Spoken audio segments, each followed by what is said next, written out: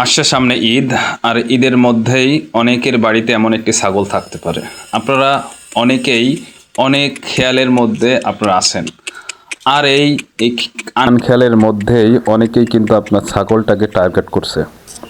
এই ছাগলটাকে টার্গেট করে কিভাবে তারা বিক্রি করতে পারে এই পরিকল্পনায় কিন্তু তারা সাজিয়েছে।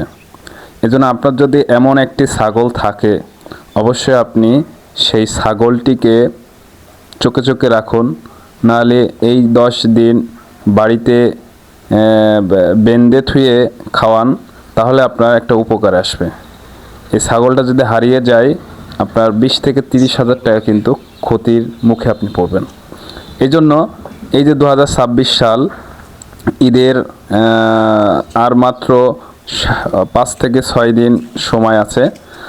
আপনারা অবশ্যই এমন যদি ছাগল আপনার থেকে থাকে, আপনি অবশ্যই চোখে চোখে রাখুন, খেয়ালে রাখুন, যে এই খেয়ালের মাধ্যমে আপনার উপকার হবে। কিন্তু আপনি যদি আনখেয়ালে থাকেন, আপনার এমন একটি ছাগল থাকে, এই ক্ষয়ক্ষতি কিন্তু আপনারই হবে। আপনার ক্ষয়ক্ষতিতে কেউ কিন্তু কারোর কষ্ট অল্প পেতে পারে, কিন্তু কষ্টটা আপনারই বেশি লাগবে।